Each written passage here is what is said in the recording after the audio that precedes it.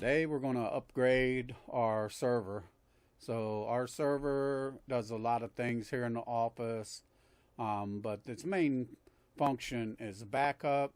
But one of the other things it does is it stores the videos and pictures from our IP cameras.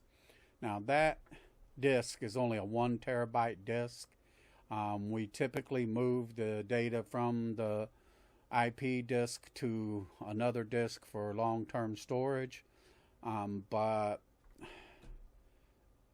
we're adding new cameras soon, so we're going to go from 1080p to 4K cameras, and we're going to go from, we currently have 6 cameras, we're going to take that up to 8 4K cameras, but we're probably going to keep at least 4 of the 1080p cameras. So we're really going to increase the amount of storage capacity we need. So before a 1 terabyte drive, it would take us probably about 3 to 4 months to fill it up. And that's with, constant motion in several different places, doing sometimes hundreds of videos per camera per day. But the files were relatively small, 22 seconds like that, so it's been okay. But with the 4K cameras coming soon, we're going to need more storage capacity.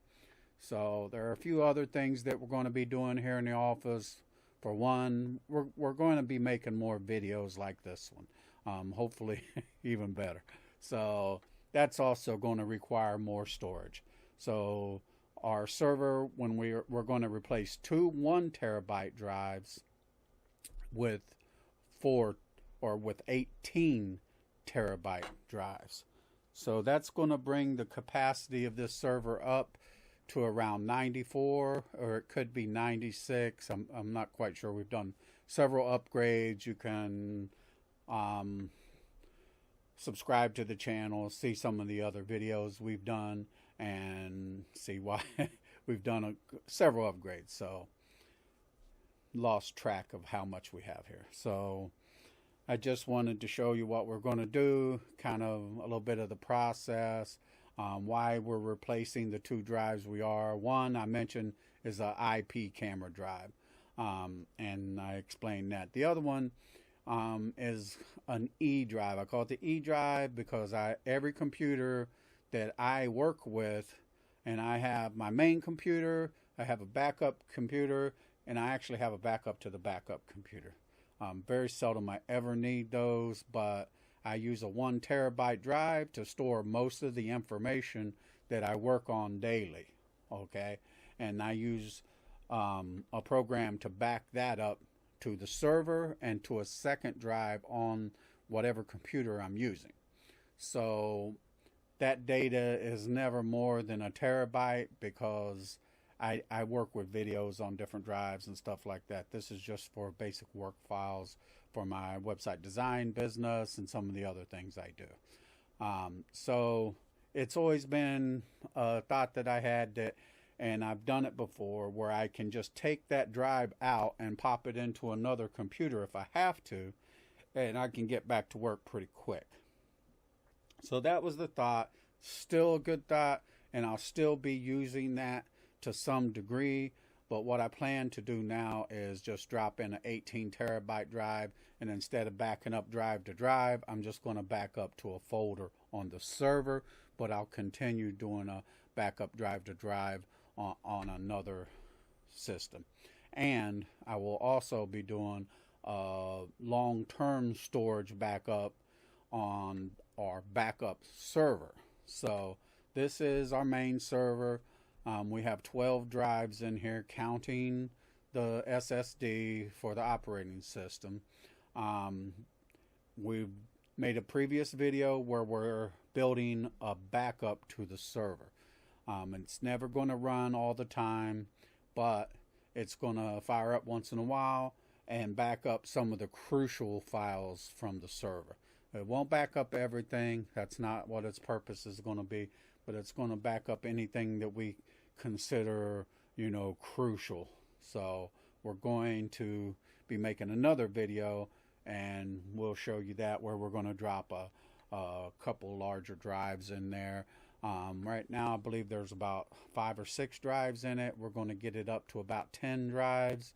They're going to be much smaller capacity because it's just for long-term storage and backup. So there you go, back up to the backup. So let's just get into this, and we're going to take a look again real quick at what we have here. So we have this Corsair LAN case. Really nice case, fantastic airflow, and that's why we chose it. So we're going to flip that over, and then I'm going to switch cameras, and you can take a look down inside with me. So there's the case. Let's get her all squared up there so you can have a look. Few things I like about this LAN case, and one of them is this. They're very easy to work on. And so there, as you can see, is one of the reasons why we chose this case. So you wouldn't think that cable management is that important, but it's shocking how important it is. And you really start to notice when you have a server with a lot of drives in it. Now, this one, because it's so open, has been pretty good. But with the number of drives up here in the front, let me see if I can get that up just a bit so you can see everything. There you go. So we have 6 drives here. We have a SSD mounted. It's hard to see down in there on the bottom of this cage. And then we have 5 drives over here. This top drive is a 1 terabyte slim drive, and the reason that is because this replacement for the 5 1/4 bays only fits 4 full-size drives, so the 5th drive has to be a slim drive. So we won't be replacing that one unless we can find a smaller or a thinner 4 terabyte or something like that. So what we are going to do is we're going to replace the IP camera drive, as I mentioned before, and we have that labeled. It's right here. And we're going to be replacing the E drive that I mentioned, and that would be one of these drives right here. Yes, I believe it's this one. So it could be this one, but one of these drives. So we're going to replace those 2 drives with these 18 terabyte drives. Now, I was really impressed by these drives. We've already put 2 of them in, so you can see the packaging is really good, and I wanted to show you that. If you find something that you like, then stick with it. See, it's bubble wrapped, and then it has the really nice cases, and then you can see inside we have the Seagate 18 terabyte drives. So really well packaged. They really took care to get these to us as safely as possible. So that's what we're going to be replacing. So we're going to go from 1 terabyte to 18 terabytes on each of those. And that's about as big a difference as you can get. So you can see again here, they've got them packaged so nice. A little bit of information here. And then really well packaged. I really appreciate that, because we like to get our drives safe. So there you can see again, it's another 18 terabyte Seagate. Really good drives. So the first drive here, really simple. We don't need to get to the back or anything like that, but we do need to keep our drives in order as we replace them. So this one, the power, that's simple. Doesn't matter where they plug in, but when you're doing servers like this, you do want to make sure that your SATA ports don't get mixed up, because I have all of these drives mapped on several different systems here, and so if we get that confused and it changes the drives that are mapped, then yeah, that's just gonna cause a lot of confusion. So I just like to lay them out 1, 2, 3, so that way nothing is getting confused. So as you can see here, this is a pretty nice little simple system. You just pull out the screws on either side,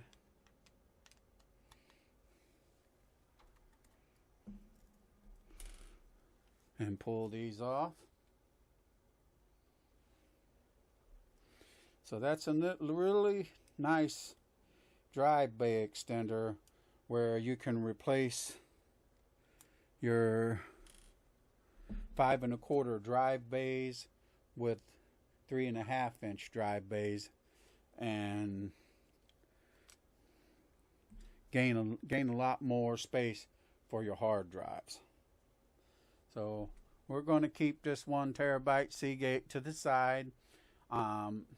We've backed up the data off of this, but we want to keep the backup here too, so that we can make sure that we get all of that transferred to the new drive.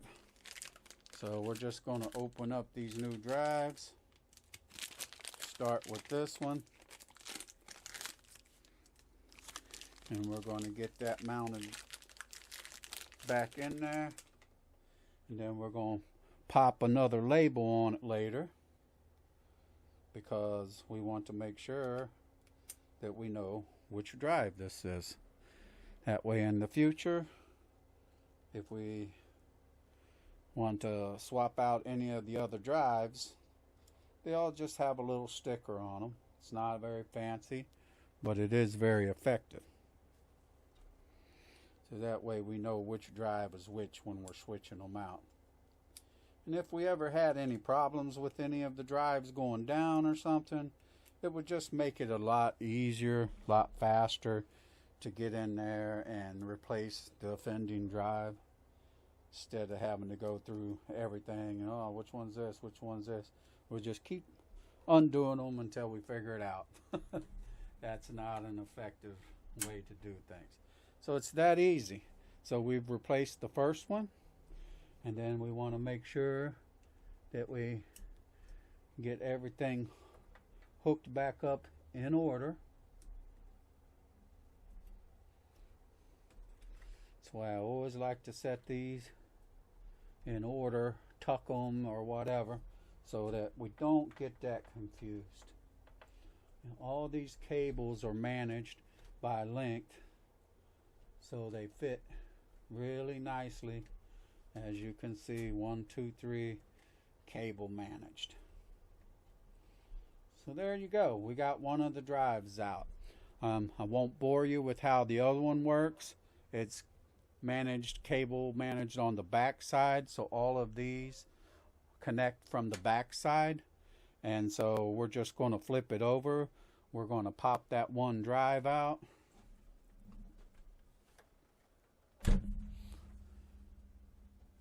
And it would be this one, the E drive.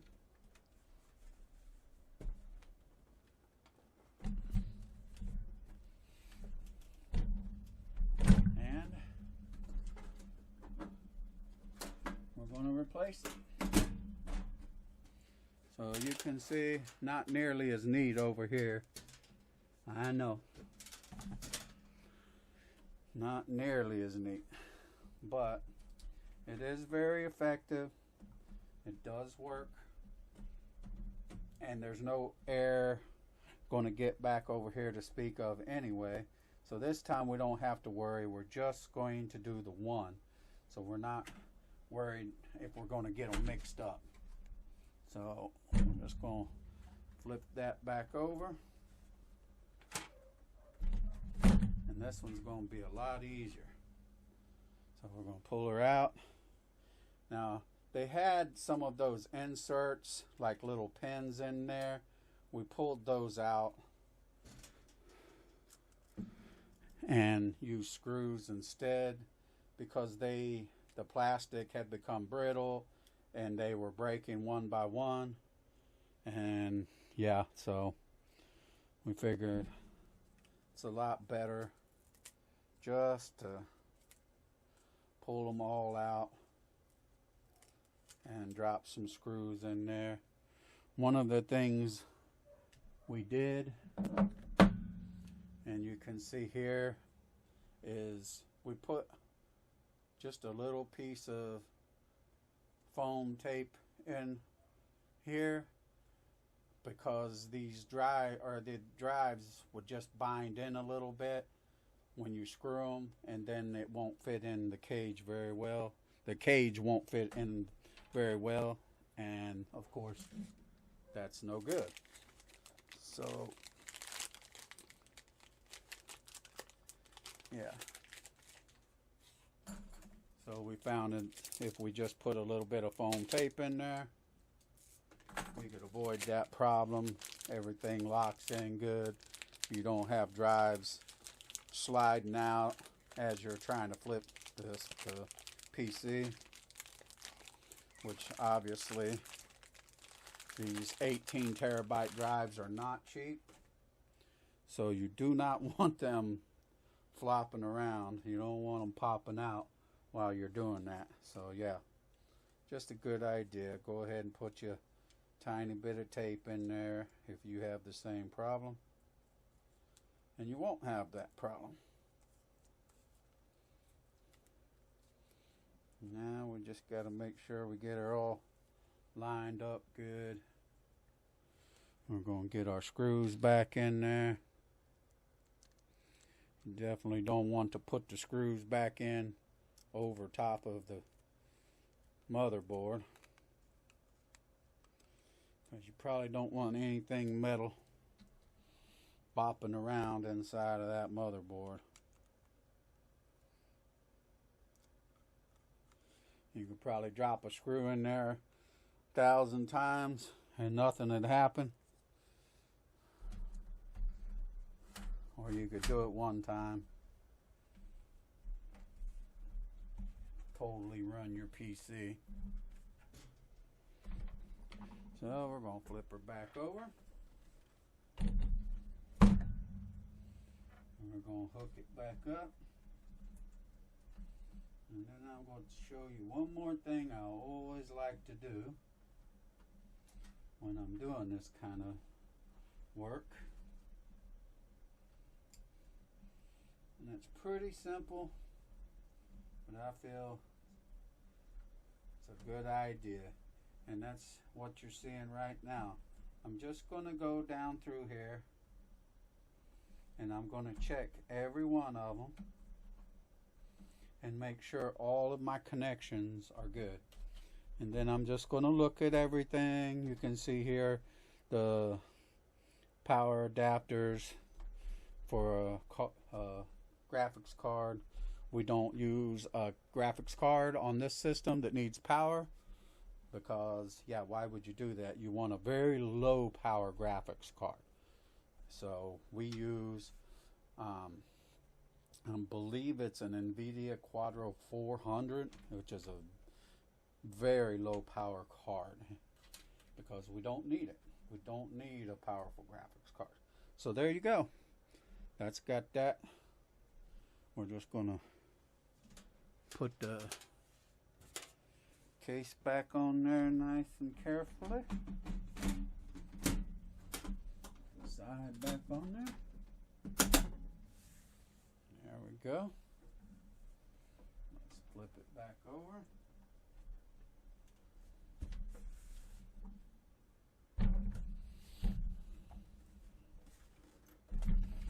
I'm sure I've mentioned this in previous videos, but let's just go over that real quick. As you can see, NVIDIA Quadro 400, because there's no onboard graphics with this motherboard.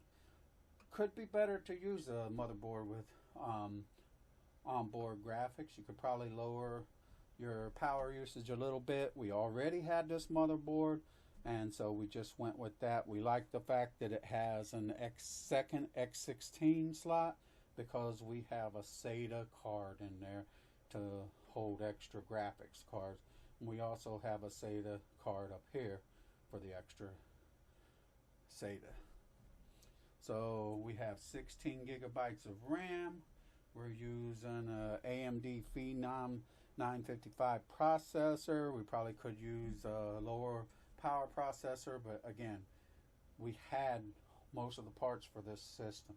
We're using a Thermaltake 80 plus power supply. As I said, we have 6, 7, 8, 9, 10, 11, 12 drives in here. In the front of the case up here, we have 3 large fans. We have 2 fans on top. We have 1 fan on the bottom. And we have another fan over here on the back. So we've got a total of 7 fans in the system, and it keeps the system cool. One of the main reasons it keeps the system cool is because we're pulling fan air into the front, all the entire length of the front, and then we're blowing it out the top and the back. We're also pulling in from the bottom. So we got 4 coming in, 3 going out. I know it's not perfect, but that's what we're doing, and it seems to work really good. So there you go. It's a pretty cheap system. The main cost of this system is in the hard drives. The rest of the system is very economical. So highly recommended. Get a server for your office. You can start small. This server has grown over time. It'll continue to grow. We'll swap out more of the 4 terabyte drives, and I believe we have 4 terabytes, 8 terabytes, and 18 terabytes.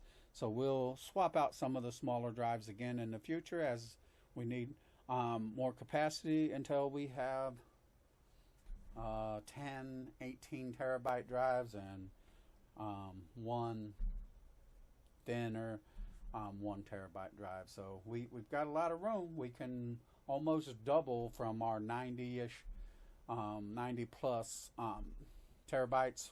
If we swap everything out, we'll get it up to 181 terabytes. So pretty impressive in my view, and we should be good with this server for years to come.